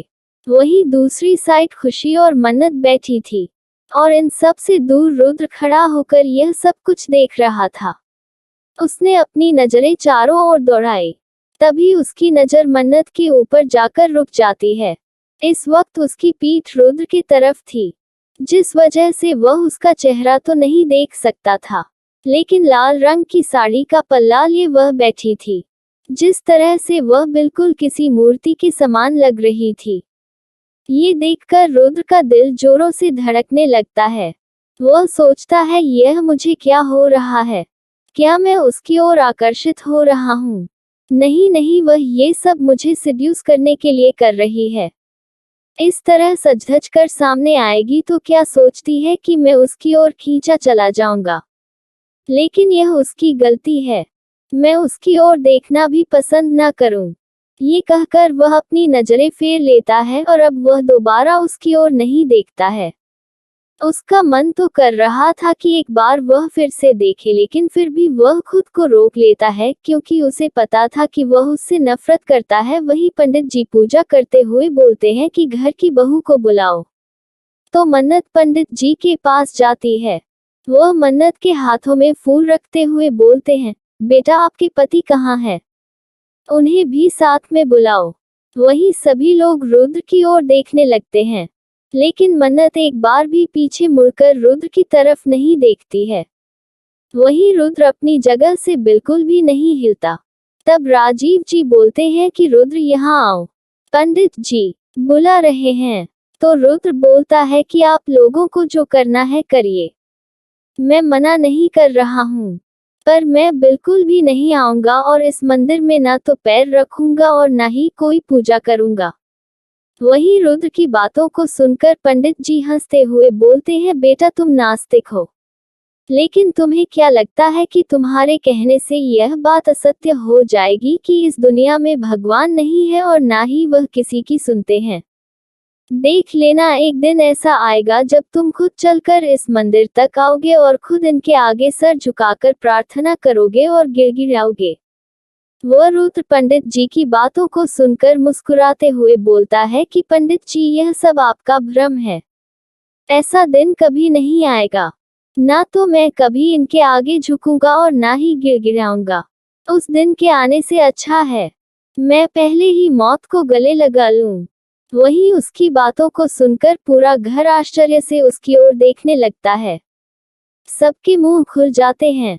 ये कैसी अपशगुन वाली बातें कर रहा है? इस पूजा के वक्त दादाजी गुस्से में चिल्लाते हैं, लेकिन रुद्र को इन सब से कोई फर्क नहीं पड़ता है। मन्नत के होठों पर एक फीकी सी मुस्कान थी। वाकई में ये लड़का बहुत ही ज्यादा आइडियल है। सच में अगर कोई उसे इजाजत देता तो वह उसे इस तरह से ठीक करती कि इसका सारा आइडियलपन एक ही बार में निकल जाता। लेकिन वह कुछ नहीं कर सकती थी क्योंकि उसे इस लड़के से किसी तरह का कोई रिश्ता नहीं रखना है। तभी पंडित जी हंसते हुए बोलते हैं कि ध्यान रखना, जिन लफ्जों को तुम आज बोल रहे हो वही लफ्ज एक दिन तुम्हें पछताने के लिए मजबूर करेंगे। इतना कहकर वह रुद्र के हिस्से का भी फूल मन्नत के दूसरे हाथ पर रख देते हैं और कहते हैं, बेटा तुम तो भगवान पर विश्वास करती हो।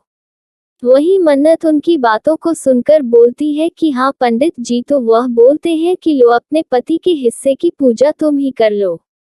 इतना कहकर वह पूजा फिर से शुरू कर देते हैं। वही मन्नत भी शांति से जहां जहां पंडित जी उस फूल को चढ़ाने के लिए बोल रहे थे, वह चढ़ाते जा रही थी और जैसा जैसा पंडित जी बोलने को बोल रहे थे, वह बोले जा रही थी। थोड़ी देर बाद सभी लोग बारी बारी से भगवान की पूजा करते हैं और पूजा खत्म होने के बाद आरती करने के बाद हवन किया जाता है। अब तक रुद्र वहां से जा चुका था और वैसे भी सबको पता था कि रुद्र वहां रुकने वाला नहीं है, इसलिए कोई कुछ नहीं बोलता है। थोड़ी देर में पूजा खत्म हो जाती है। सभी लोग भगवान का आशीर्वाद लेते हैं। दान दक्षिणा देकर पंडित जी को वहां से विदा किया जाता है। तो जाते जाते मन्नत पंडित जी के भी पैर छूती है। वही पंडित जी उस पर हाथ रखते हुए, उसके सर पर हाथ रखते हुए बोलते हैं, बेटी सदा सुहागन रहो, दूधो नहाओ पूतो फलो। उनकी बातों को सुनकर मन्नत आश्चर्य से उनकी ओर देखने लगती है। वही पंडित जी बस हल्की सी मुस्कुरा देते हैं और बोलते हैं, बच्चा ज्यादा सोचने की जरूरत नहीं है। नियति ने जो तय किया है वह होकर ही रहेगा। फिलहाल तुम्हारा जो लक्ष्य है तुम उस पर ध्यान दो और अपने कर्तव्यों को पूरा करो। वही मन्नत उनके बातों को समझने की कोशिश करने लगती है। पंडित जी मुस्कुराकर उसकी ओर देखते हैं और फिर वहां से चले जाते हैं। पंडित जी की मुस्कान ऐसी थी मानो वह मन्नत के दिल की बातों को समझ रहे हो। वही मन्नत अपना सर झटक कर वहां से चली जाती है। जैसे ही वह अपने कमरे में पहुंचती है तो देखती है कि रुद्र अपना लैपटॉप लेकर बेड पर बैठकर कुछ काम कर रहा था। वह बिना उसकी ओर देखे आगे बढ़ जाती है और ड्रेसिंग रूम में जाकर अपने कपड़े चेंज करती है और सिंपल सा साड़ी पहनकर वह वापस बालकनी की ओर बढ़ जाती है। इस दौरान उसने एक बार भी रुद्र की ओर नहीं देखा था, जो देखकर रुद्र के हाथों की मुट्ठियां बन जाती है, क्योंकि वह अपनी तिरछी नजरों से मन्नत को देख रहा था। वह मन में सोचता है, क्या ये लड़की अब मुझे सेड्यूस नहीं करेगी? क्या इसका मन भर गया? फिर वह दूसरे ही पर सोचता है, हाँ क्यों नहीं, उसे जो चाहिए था वह तो उसे मिल ही गया। अब वह भला मुझे क्यों सेड्यूस करेगी? अब तो वह मुझे तलाक देने की कोशिश करेगी, जिससे वह जल्दी से इन पैसों को लेकर भाग जाए और उसका जो आशिक हो उसके साथ अपनी जिंदगी बिताए। आखिर में वह अकेले इतने बड़े प्लान को अंजाम तो नहीं दे सकती है। जरूर उसके साथ कोई ना कोई तो मिला ही होगा। ये सब सोचकर उसे बहुत ज्यादा गुस्सा आ रहा था। यानी हद हो गई यार, ये सच में पगला गया है। पगला नहीं गया है, पूरी तरह से सठिया गया है। अब बेचारी उसकी तरफ नहीं देख रही है, तो उसके लिए भी परेशान है और अपने से ही कहानियां गढ़े जा रहा है। वही मन्नत जब अपने जगह पर आकर बैठती है तो वह आश्चर्य से सोचने लगती है, क्या इसे बारूद का गोला बनकर फूटना नहीं चाहिए था? क्या ये सुबह तलाक वाली बात भूल गया?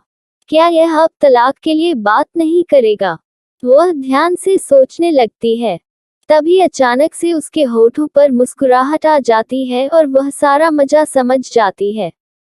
यानी गुस्से में उसने वह सब तो कह दिया था, लेकिन जब इसका दिमाग शांत हुआ होगा तो इसे दादाजी के दिए शेयर के बारे में पता चला होगा, जिस वजह से यह शांत हो गया होगा। यानी अब यह मुझसे दादाजी के शेयर हासिल करने की कोशिश करेगा। चलो देखते हैं अब ये कौन सी चाल चलता है। ये सोचकर उसकी मुस्कुराहट और बड़ी हो जाती है। अब उसे इतनी तो तसल्ली थी कि चलो जब तक उसका काम खत्म नहीं होगा तब तक यह इंसान उसे तलाक के लिए तो परेशान नहीं करेगा, वरना बेचारी सुबह से परेशान थी कि वह अब शाम को रुद्र को कौन सा बहाना देगी। लेकिन अब उसकी प्रॉब्लम सॉल्व हो चुकी थी। वहीं आज की रात बीत जाती है। दूसरे दिन खुशी मन्नत को जीत करके अपने साथ पार्टी में ले जाती है, जहां पार्टी में संजना भी आई हुई थी। वह भी खुशी के साथ ही पढ़ती थी, जिस वजह से वह मन्नत को वहां देख लेती है। जैसे ही वह मन्नत को देखती है तो तुरंत ही अपने भाई को जल्दी से बताती है। उसका भाई भी उसी कॉलेज में पढ़ता था। इस वजह से वह तुरंत ही उसके पास पहुंच जाता है और वह लोग प्लान बनाना शुरू करते हैं कि वह मन्नत के ड्रिंक में कुछ मिला देंगे जिससे वह नशे में हो जाएगी तो वह उसे आसानी से किडनैप कर पाएंगे। वहीं मन्नत की नज़र भी उन लोगों पर पड़ चुकी थी और उन्हें इस तरह से बार बार उसे देखता हुआ देखकर मन्नत समझ चुकी थी कि अब इनके दिमाग में कुछ ना कुछ तो पक रहा है। उसने अपने लोगों को अलर्ट कर दिया था जो हर वक्त छिपकर उसके साथ उसकी सिक्योरिटी के लिए रहते थे। इस वक्त भी वह लोग उस क्लब के बाहर थे जहां ये पार्टी दी गई थी। कुछ गार्ड अंदर भी आ गए थे जो वहां पर वेटर की भेस में घूम रहे थे। वही विनोद एक वेटर को अपने पास बुलाता है और उसे कुछ पैसे देते हुए बोलता है कि इस पाउडर को इस ड्रिंक में मिलाकर उस लड़की को दे आओ। इस वक्त मन्नत और खुशी ने बहुत ही खूबसूरत सा ड्रेस पहना हुआ था। जहां मन्नत की ड्रेस ब्लैक कलर की थी, वहीं खुशी की ड्रेस व्हाइट कलर की थी। वो दोनों बहुत ही प्यारी लग रही थी। वैसे भी मन्नत का रंग यहाँ पर थोड़ा सा सांवला था, जिस वजह से सारा अटेंशन खुशी ही खींच रही थी। लेकिन फिर भी मन्नत का फिगर इतना ज्यादा अट्रैक्टिव था कि कोई भी देखकर एक बार उसे कुछ देर के लिए देखता ही रह जाता था। खुशी अपनी सभी दोस्तों से मन्नत को मिला रही थी। वहीं उनकी दोस्त भी जानना चाहती थी कि आखिर में ये लड़की कौन है। तो खुशी अपने दूर के रिलेशन की बताती है क्योंकि उसे इजाजत नहीं थी कि वह किसी से भी मन्नत के बारे में बाहर बात करे। वहीं मन्नत को भी इस बात से कोई ऐतराज नहीं था। वह बोलती है कि यह मेरी दूर की कजिन है, जिस वजह से सभी लोग उसे खुशी की बड़ी बहन समझने लगते हैं और उससे उसी तरह से बातें करने लगते हैं। वहीं वह वेटर जिसे विनोद ने वह ड्रग्स दिया था, वह तुरंत ही मन्नत को मैसेज करता है क्योंकि यह और कोई नहीं, मन्नत का ही आदमी था। जिसे जानकर मन्नत के होठों पर एक खतरनाक स्माइल आ जाती है। फिर वह वेटर एक सॉफ्ट ड्रिंक बनाकर मन्नत को ले जाकर दे देता है और विनोद की तरफ इशारा कर देता है। वहीं उसका इशारा पाते ही विनोद अपनी टीम के साथ तैयार हो जाता है। तभी वहां संजना मन्नत के पास जाती है और बोलती है कि अरे वाह खुशी, तुम अपनी भाभी को भी अपने साथ लाए हो। वहीं उसकी बात को सुनकर खुशी उस पर गुस्सा करने लगती है और बोलती है इस तरह तुम बाहर किसी को नहीं बता सकती हो कि यह मेरी भाभी है। खबरदार जो तुमने दोबारा ऐसी हरकत की, वरना मैं दादाजी को सब कुछ बता दूंगी। इस समय खुशी बहुत ज्यादा गुस्से में थी, जिसे देखकर एक पल के लिए तो संजना डर जाती है, फिर वह भी गुस्से में आ जाती है। लेकिन तभी विनोद उसे कुछ इशारा करता है। उसका इशारा समझकर संजना अपने आप को शांत करती है क्योंकि वह अपना प्लान खराब नहीं होने दे सकती थी। वह बोलती है कि ठीक है खुशी, तुम इतना गुस्सा क्यों करती हो? भूल से मेरे मुंह से निकल गया था। मैं ये बात भूल गई थी कि दादाजी ने मना किया है किसी को तुम्हारी आइडेंटिटी बताने के लिए। और वैसे भी संजना को इस बात से बहुत खुशी होती थी कि वह सिंघानिया परिवार की असली बेटी होने के बावजूद अपनी आइडेंटिटी किसी के सामने रिवील नहीं कर सकती थी। वही संजना खूब अच्छे से शो ऑफ करती थी, तो भला वह क्यों ही चाहेगी कि खुशी सबके सामने आए और सबके अट्रैक्शन का कारण बने। वैसे भी खुशी संजना से देखने में बहुत ही ज्यादा खूबसूरत थी। वैसे भी लोग उसे प्यारी और मासूम समझकर उसके बहुत सारे दोस्त थे जो हमेशा उसके लिए बोलते थे और संजना को हमेशा उसे पीछे ही रहना पड़ता था। संजना मन्नत की ओर देखते हुए बोलती है, अरे भाभी जी, आप भी यहाँ आई हैं। चलो अच्छी बात है, खुशी ने आपको यहाँ ले आया। इस तरह की पार्टियां आपने कभी नहीं देखी होंगी। वैसे भी गांव में ऐसी पार्टियां कहाँ होती हैं। मन्नत उसकी बातों को ध्यान से सुन रही थी, पर वह कुछ नहीं बोल रही थी। उसका सहारा ध्यान तो इस समय विनोद और संदीप पर था कि वह लोग इस समय क्या कर रहे हैं, जो बार बार अपनी नजरें इधर उधर कर वह देख ही लेती थी, जिस वजह से वह संजना की बातों पर बिल्कुल ही ध्यान नहीं दे रही थी। वही संजना उसे बेइज्जत करने का कोई मौका नहीं छोड़ रही थी। खुशी उसकी बातों से इरिटेट हो जाती है तो वह बोलती है कि तुम्हें यहाँ किसी ने बुलाया क्या? तुम क्यों इस तरह से कुत्ते की तरह सूंघते हर जगह पहुंच जाती हो जब मैंने तुम्हें बार बार मना किया है कि तुम मेरे पास मत आया करो, फिर भी तुम मुंह उठाकर चली आती हो। तुम्हारे पास शर्म नाम की कोई चीज है कि नहीं है? वही खुशी की ऐसी बातों को सुनकर संजना को उस पर बहुत ज्यादा गुस्सा आता है। वह मन में सोचती है, बोल लो जितना बोलना है। कुछ ही देर में ना तुम्हारी बोलती बंद कर दी तो मेरा नाम भी संजना नहीं है बोलकर वह वहां से बहुत ही गुस्से में चली जाती है। वही अब बारी थी मन्नत के एक्टिंग करने की। मन्नत खुशी को देखते हुए बोलती है कि खुशी मैं थोड़ा वॉशरूम से आती हूँ। तो खुशी बोलती है कि भाभी मैं भी आपके साथ चलूं क्या? तो मन्नत बोलती है कि नहीं नहीं इसकी जरूरत नहीं है, तुम यहाँ एंजॉय करो, मैं होकर आती हूँ। इतना बोलकर वह दूसरी तरफ जाने लगती है और जैसे ही वह खुशी से थोड़ा दूर होती है तो लड़खड़ाने का बहाना करने लगती है, जिससे संदीप और विनोद जो उस पर नजरें गड़ाए हुए थे वह समझे कि वह नशे में आ गई है। वह लोग अभी भी लगातार मन्नत को ही देख रहे थे। जब वह लोग देखते हैं कि उसके कदम लड़खड़ा रहे हैं तो वह समझ जाते हैं कि उनकी दवा ने असर करना शुरू कर दिया है। वह लोग भी जल्दी से वहां से निकल जाते हैं।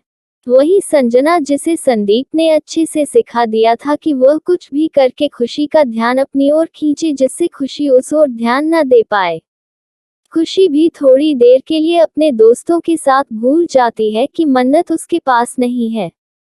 वह उनसे बातें करने लगती है। वही मन्नत जब बाथरूम की ओर बढ़ रही थी, अब वह और भी ज्यादा लड़खड़ाने की एक्टिंग करने लगती है। तभी संदीप और विनोद उसके पास जाते हैं और उसका हाथ पकड़ लेते हैं और बोलते हैं, अरे भाभी जी क्या हुआ? क्या आपने ज्यादा ड्रिंक कर ली है? मन्नत ने जैसे ही देखा कि उन दो गंदे लोगों ने उसका हाथ पकड़ा है तो उसे बहुत ज्यादा गुस्सा आता है, लेकिन वह अभी कुछ नहीं कर सकती थी, जिस वजह से वह एक्टिंग करते हुए बोलती है, अरे अरे नहीं आप लोग कौन हो और छोड़ो मुझे छोड़ो, मैंने कोई ड्रिंक नहीं किया है, लेकिन मेरा सर क्यों इतना दर्द कर रहा है, मुझे क्यों चक्कर आ रहा है। वह लगातार नौटंकी किए जा रही थी। वही संदीप और विनोद ने तो सोच लिया कि अब वह पूरी तरह से नशे में आ गई है।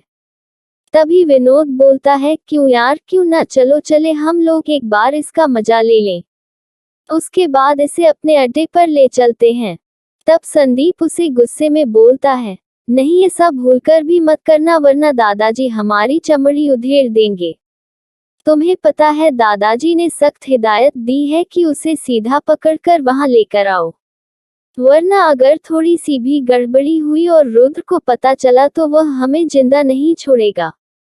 इस वजह से हम कोई रिस्क नहीं ले सकते हैं और यह वॉशरूम के लिए आई है। जब थोड़ी देर में खुशी के पास नहीं जाएगी तो वह जरूर अपने घर पर बताएगी, इसलिए हमें यहाँ से जल्दी निकलना होगा।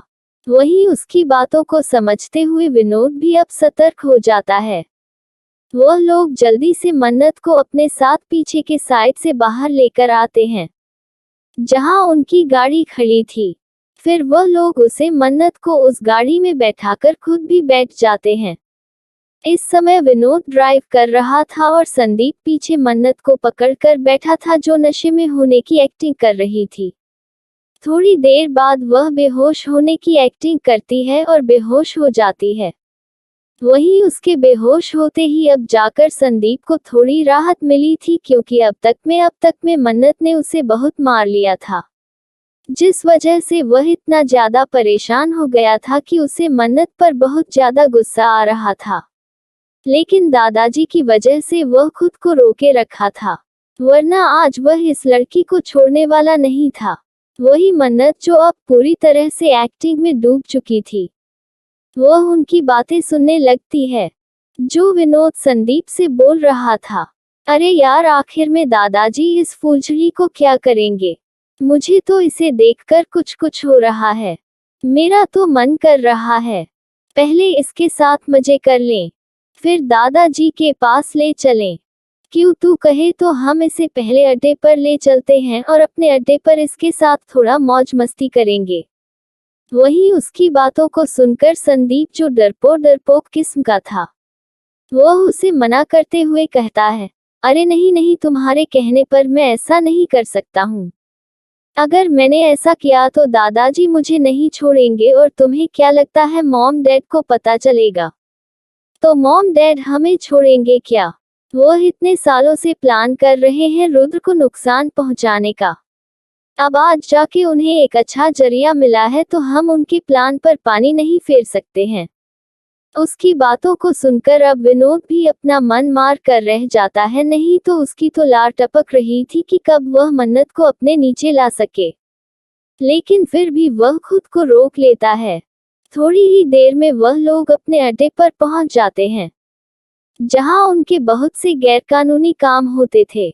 वहां बहुत सारे स्मगलरिंग के सामान भी रखे हुए थे, जो अभी अभी आया हुआ था, जिसमें इन लोगों ने बहुत ज्यादा पैसा फंसा रखा था। वहीं मन्नत के पीछे पीछे उसके सारे गार्ड भी वहां तक पहुंच चुके थे। उन लोगों ने चारों ओर से घेर लिया था। इस बात का अंदाजा इन बेवकूफों को दूर दूर तक नहीं था। वही फैक्ट्री के अंदर रणधीर, अवधेश और सर्वेश बैठे हुए थे। वह इंतजार कर रहे थे। थोड़ी ही देर में वह लोग मन्नत को घसीटते हुए वहां लेकर आते हैं और उसे वही जमीन पर पटक देते हैं। वहीं उसे इस तरह से देखकर रणधीर जोर जोर से हंसने लगता है और बोलता है कि हाँ हाँ, अब आया ना मजा। देखो, हमें रुद्र की कमजोरी मिल गई और उस बुड्ढे की भी कमजोरी मिल गई। अब मैं उन्हें एक अच्छा सबक सिखाऊंगा।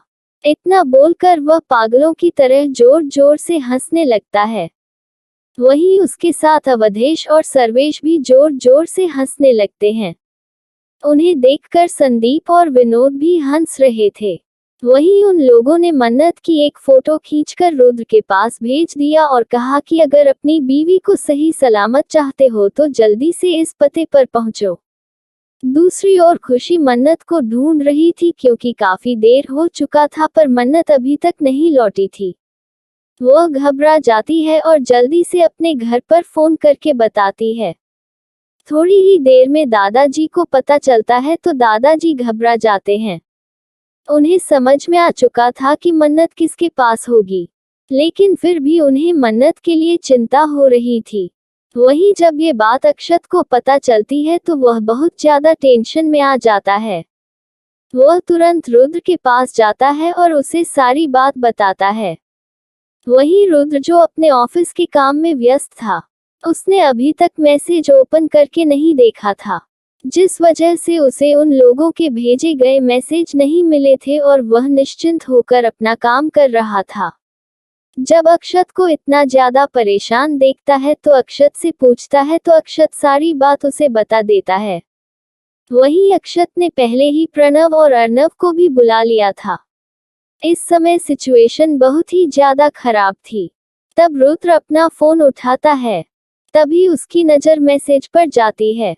वह जल्दी से मैसेज ओपन करता है तो उसमें मन्नत की फोटो भेजी गई थी। ये देखकर वह बोलता है कि कौन लोग हैं जो मन्नत को पकड़ ले गए हैं और उन्होंने मुझे यह एड्रेस सेंड किया है।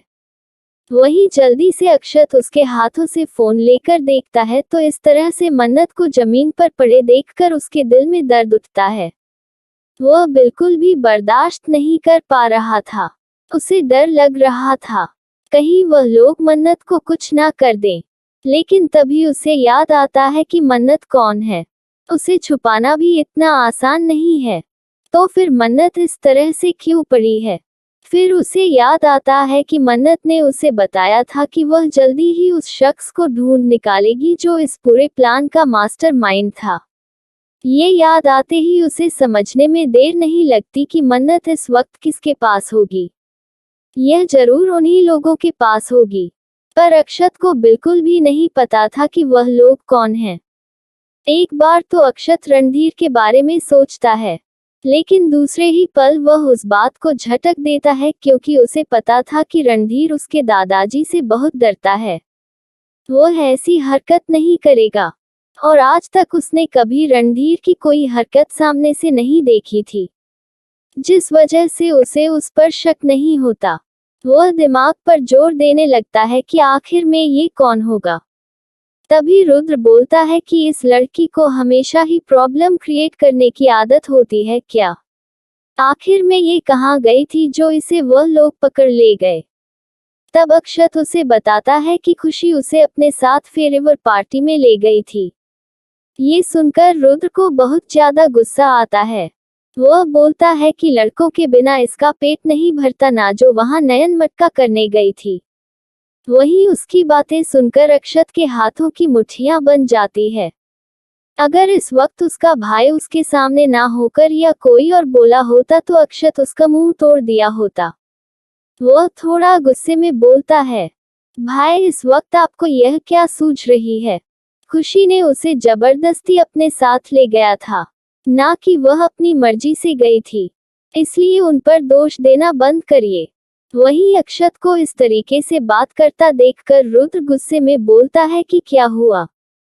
कहीं तुझे अपने भाभी से प्यार तो नहीं हो गया जो इस तरह से बोल रहा है?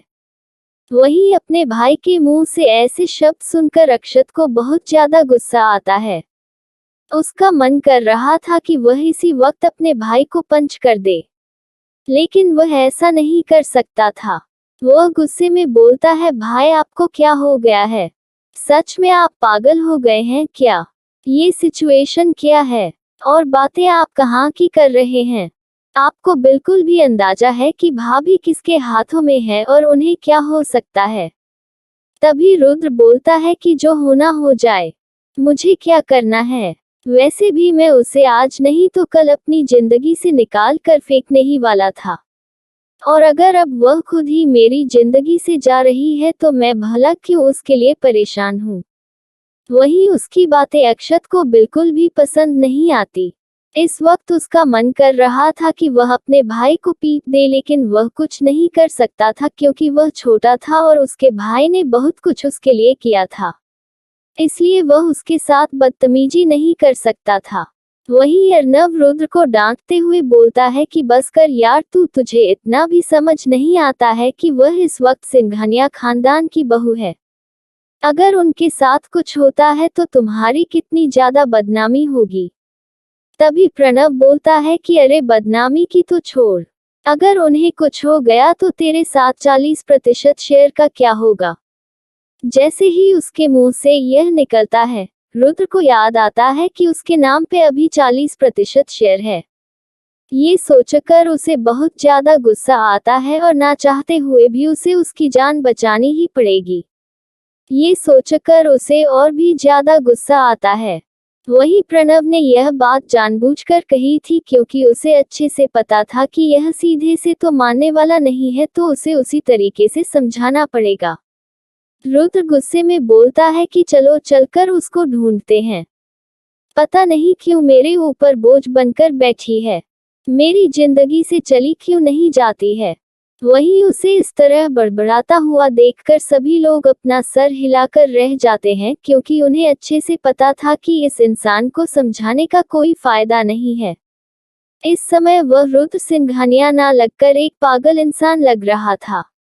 जब से मन्नत उसकी जिंदगी में आई थी, सच में वह पूरी तरह से पागल हो चुका था और वह ऐसी हरकतें करता था जैसे आज तक उसने जो जिंदगी में कभी ना किया हो। वही सभी के सभी मन्नत को ढूंढने के लिए उस दिए गए पते पर निकल जाते हैं। थोड़ी ही देर में वह लोग वहां पहुंचते हैं तो देखते हैं कि वहां कुछ नहीं होता है, बस वहां मन्नत के पैर की सैंडल रखी होती है। ये देखकर उन लोगों को बहुत ज्यादा गुस्सा आता है। अब उन्हें पता नहीं था कि वह कौन लोग हैं और उसे कहां लेकर गए हैं, इसलिए वह अपने लोगों को उस मन्नत को ढूंढने के लिए कह देता है। वह अपने सारे सिक्योरिटी गार्ड को मन्नत को ढूंढने के लिए लगा चुका था। लगभग 2-3 घंटे बीत गए थे, लेकिन अभी तक कोई खबर नहीं मिली थी। तभी उसके पास एक फोन कॉल आता है। वह तुरंत ही फोन उठाता है तो दूसरी तरफ से किसी के जोर जोर से हंसने की आवाज आती है। उसे वक्त नहीं लगता है इस आवाज को पहचानने में। गुस्से से उसके हाथों की नसें उभरने लगती है, उसकी आंखें आग उगलने लगती है। वह गुस्से में चिल्लाते हुए बोलता है, रणधीर तूने यह अच्छा नहीं किया। तुझे घर की बहन बेटियों पर हाथ नहीं डालना चाहिए था। तुझे जो भी प्रॉब्लम थी, तू मुझसे आमने सामने लड़ता, लेकिन ये घटिया हरकत करके तूने अपनी मौत को बुलावा दिया है। वही रणधीर जोर जोर से हंसता है और बोलता है, हाँ वाकई में तू तो बड़ा बुद्धिमान निकला। तूने एक ही बार में मेरी आवाज पहचान ली। मुझे लगा था कि तुझे इंट्रोडक्शन देने में मेरा समय बर्बाद होगा, लेकिन चल कोई बात नहीं। अब तू अपनी बीवी को सही सलामत चाहता है तो जैसा मैं बोलता हूँ वैसा कर, वरना तू सोच नहीं सकता है मैं तेरी बीवी के साथ क्या करूँगा। वैसे देखने में भले ही यह सांवली है, लेकिन इसका जिस्म तो बहुत ही अच्छा है, बहुत ही मजा आएगा। वहीं उसके मुंह से यह बातें सुनकर रुद्र को बिल्कुल भी अच्छा नहीं लगता। वह गुस्से में बोलता है कि घटिया इंसान, तेरी हिम्मत भी कैसे हुई। वह तेरे पोती की उम्र की है, तेरी जुबान नहीं लड़खड़ाती इतने गंदे शब्द उसके लिए बोलने के लिए। अगर तू मेरे सामने आ गया तो मैं तेरी जुबान खींच लूंगा। दोबारा ये शब्द बोलने के लिए तेरे हलक में तेरी जुबान नहीं रहेगी। ये सब वह इतने ज्यादा गुस्से में बोल रहा था कि उसके हाथों की नस और उसके माथे की नस पूरी तरह से तन चुकी थी। वहीं उसकी बातों को सुनकर रणधीर फिर से हंसते हुए बोलता है कि दुश्मन की ना तो बहू होती है ना तो बेटी होती है, वह सिर्फ दुश्मन होती है, और यह मेरे लिए कोई बहू बेटी नहीं है, ये सिर्फ मेरी दुश्मन है। इसलिए अब ध्यान से मेरी बात सुन, और हाँ, मेरी बातों को बिल्कुल भी इग्नोर करने की कोशिश मत करना। अभी के अभी मेरे अकाउंट में 100 करोड़ ट्रांसफर कर दे, और हाँ, अपनी दक्षिण वाली फैक्ट्री मुझे दे दे। अगर तूने ऐसा नहीं किया तो याद रखना, तुझे तेरी बीवी की लाश ऐसे मिलेगी जिसे देखकर भी तेरी रूह कांप जाएगी। वैसे भी मेरे घर में भूखे भेड़िए बहुत ज्यादा हैं, वह तेरी बीवी को नोच खाएंगे। इतना बोलकर वह हंसते हुए फोन काट देता है। वहीं उसकी बातों को सुनकर रुद्र को इतना ज्यादा गुस्सा आता है कि उसके तन बदन में आग लग जाती है। भले ही रुद्र मन्नत से नफरत करता था, लेकिन वह कभी भी उसके लिए इतना गलत नहीं सोचता था। हाँ, वह उसे टॉर्चर करता था, अपना गुस्सा निकालता था, लेकिन उसने कभी भी उसके साथ जोर जबरदस्ती करने की कोशिश नहीं की, और ना ही वह किसी को ऐसी हरकत करने दे सकता था। वहीं उसकी बातों को वहां खड़े सभी लोग सुन रहे थे। उन लोगों को समझ नहीं आता कि आखिर में वह मन्नत को लेकर कहां गया होगा। जल्दी ही रुद्र अपने सभी लोगों को उसकी सारी प्रॉपर्टी पर मन्नत को ढूंढने के लिए बोल दिया था। वहीं दूसरी ओर मन्नत, जो आराम से एक बिस्तर पर बड़ी लेटी आराम कर रही थी, वह बोलती है कि अब बहुत आराम हो गया, अब मैं आराम कर कर के थक गई हूँ, अब मुझे अपना काम शुरू करना चाहिए। वैसे भी ज्यादा देर तक दूसरों के घर मेहमान बनकर रहना मेरी आदत नहीं है। ये बोलकर वह अपनी जगह से उठ जाती है। तभी उसके कमरे में आ रहे विनोद और संदीप की नजर उस पर पड़ती है, तो वह लोग उसे देखकर जोर जोर से हंसने लगते हैं और बोलते हैं, अरे भाभी जी, आप उठ गई, बड़ी जल्दी उठ गई। मुझे तो लगा था कि तुम्हारा यह नशा इतनी जल्दी नहीं उतरने वाला है, लेकिन मानना पड़ेगा तुम्हारा बॉडी तो बहुत ही मजबूत है, जिसने इतनी आसानी से सब कुछ झेल लिया, वरना मुझे लगा था कि डॉक्टर बुलाना पड़ेगा। तभी संदीप बोलता है, अरे डॉक्टर बुलाने की क्या जरूरत थी, हम थे ना इसके लिए, इतना तो काफी था। वैसे भी हमने इसके पति को इसका संदेश भेज दिया है, और उसके आने से पहले अब हम लोग इसके साथ थोड़े मजे कर लें। वैसे भी दादाजी अब यहाँ से जा चुके हैं, एक आध घंटे तक तो वह यहाँ आएंगे नहीं, तब तक हमें इसके साथ कुछ मजा तो करना ही बनता है। इतना बोलकर वह लोग गंदी नजर से उसे ऊपर से नीचे तक देखने लगते हैं। उन लोगों ने यही प्लान बनाया था कि अब उनका काम हो गया है, और दादाजी ने रुद्र को कह दिया है, अब वह बिना प्रॉपर्टी दिए और बिना पैसे ट्रांसफर किए यहाँ से मन्नत को नहीं ले जा पाएगा। अब ये सब करने में उसे कुछ वक्त तो लग ही जाएगा, तब तक ये लोग उसके साथ मजे कर लेंगे। वैसे भी उनका इरादा बस उसके साथ मजे करने का था, उसे जान से मारने का नहीं था। ये सारा काम तो उसके पापा और उसके दादा करते, वही वह लोग अब भी लस भरी नजरों से मन्नत को ऊपर से नीचे तक देख रहे थे। तभी विनोद आगे बढ़कर बोलता है, भाभी जी वैसे आपके देवर आपको कैसे लगते हैं? इतने हैंडसम देवर आपको कहाँ मिलेंगे? और वैसे भी मुझे नहीं लगता है रुद्र आपको सही से सेटिस्फाई करता होगा, तो क्यों ना हम दोनों मिलके आज तुम्हें अच्छे से सेटिस्फाई कर दे। आखिर में चढ़ती जमाने की जरूरतें भी तो बहुत ज्यादा होती हैं, वह उससे पूरी कहाँ होती होगी। वह तो पागलों की तरह ऑफिस में ही बैठा रहता है, तो क्यों ना हमारे साथ थोड़ा मजा कर लो उसकी बातों को सुनकर। मन्नत उन्हें एक डेविल मुस्कान देते हुए बोलती है, ओ तो तुम्हें मेरे साथ मजा करना है। वह लोग मन्नत की इतने नॉर्मल व्यवहार को देखकर उन्हें लगता है कि शायद मन्नत उन्हीं के टाइप की लड़की है और वह रुद्र के पैसों के लिए उसके साथ शादी कर आई है। वरना कोई भी लड़की ऐसे कैद में चिल्लाती, छटपटाती और तमाशा करती और यहाँ से भागने की कोशिश करती। पर ये तो बेड पर बहुत ही नॉर्मल तरीके से बैठी थी।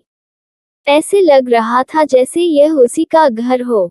वही मन्नत जो बहुत ही स्टाइल से बेड पर बैठी थी, वह उन्हें देखकर अपनी ओर आने का इशारा करती है। वही उसे उंगलियों से अपनी ओर बुलाते हुए देखकर उन लोगों का दिल तो जोर जोर से डोलने लगता है। वह अपनी हवस भरी नजरें मन्नत पर डालते हैं और फिर एक दूसरे को देखते हैं और एक बहुत ही गंदी मुस्कान देते हैं, जैसे मानो उनके दिमाग में कुछ घटिया चल रहा हो। फिर वह दोनों ही मन्नत के पास आगे बढ़ने लगते हैं, इस बात से बिल्कुल अनजान कि अब आगे उनके साथ क्या होने वाला है। तो दोस्तों, आपको क्या लगता है मन्नत अब इनके साथ क्या करेगी? यानी इनका भरता कैसे बनाएगी और इनकी चढ़ती जवानी का नशा कैसे उतारेगी? इनकी हालत तो देखने लायक होगी। लेकिन आज के लिए बस इतना ही। मिलते हैं आपसे नेक्स्ट एपिसोड में। और हाँ, जाने से पहले एक ही रिक्वेस्ट है कि आज का एपिसोड आपको कैसा लगा कमेंट करके जरूर बताइएगा। और जाने से पहले लाइक और सब्सक्राइब करना बिल्कुल नहीं भूलिएगा। और आपसे अब मिलेंगे इसके नेक्स्ट पार्ट में। तब तक के लिए सभी दोस्तों को न्यू ईयर की ढेर सारी शुभकामनाएं। और हाँ, आप लोगों ने पूछा था कि रुद्र को मन्नत के बारे में कब पता चलेगा। तो अब इसके नेक्स्ट एपिसोड में हम रुद्र के सामने मन्नत की आइडेंटिटी रिवील करने वाले हैं। तो उस एपिसोड में बहुत ही ज्यादा मजा आने वाला है। तो इसका नेक्स्ट एपिसोड बिल्कुल भी मिस नहीं करना।